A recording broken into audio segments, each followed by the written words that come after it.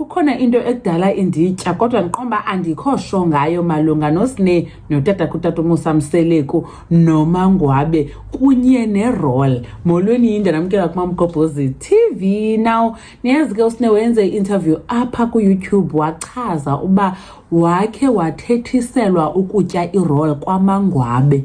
Wamxela ke notata akhe ngalento, watata akhe hayi man makayeke, wabe uSneh sithi akaphinda aye nokuya kwaMangwabe, tata kodwa hayi man makangayihoyi yonke lanto, wayibona naye tata kuba into engathongo khona kanye ngenamsebenzi. And aba bantu abenza la interview kaSneh bathi hey xa abantu bebafakela ipressure bamade ba-upload le interview kaSneh because basibonisa i-clip of what's about to come or what's going to come kula interview. So bathi bona hayi sizayifaka nangona abakwamseleki ngathi like abafuni siyifake, batsho comment section TikTok ndazibonela.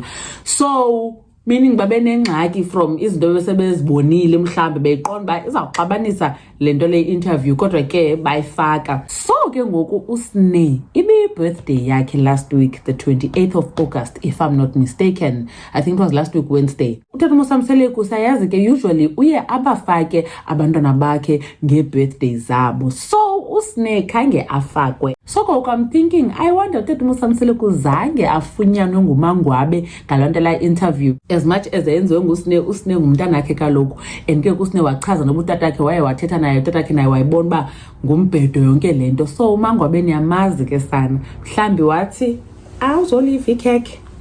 Niyazi Utata Musa Mseleku uhlele khalaza ke sana ngoMangwabe omncishayo ikhekhe. So mhlambi uye wancishwa nekhekhe ngenxa yala interview. So uSneh kangafakwa nofakwa ngutata akhe ngebirthday yakhe athi happy birthday. Uqhela bafaka abantwana, uyabafaka nabazukulwana. And na last year I think uSneh ebemfakile because sasimjongile nalapho because it was the time uSneh engathi uthi yena uphathwa kakubi okanye akaphathwa njengabanye abantwana. So I'm wondering ke ukuba nje bengadanga afakwe, and waposta ngalamini Utata Musa Mseleku on his Instagram. Waposta nge-event ezayo azabe kuyo, but akamposta tu uSneh. So we can't even say ba hayi wethu mhlambe webhizi abenaxesha lika Instagram. So kodwa sabona kahle kuthando nesithembu elilona kuthiwa ke seligqityiwe ushutwa if mhlambi ke bazayisinika in lonto leyo ye-bread roll.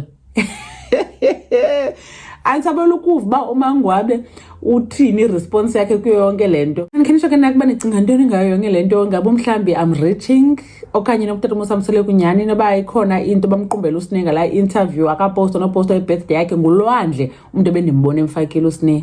Awulwandle shem ndimboleni umfakile. Abanye nabanye nompumelelo andikho sure, but ke anyways yena uSneh uyabafaka abanye. Mamgobhozi yanibona kwivideo landela ebethuna. Bye.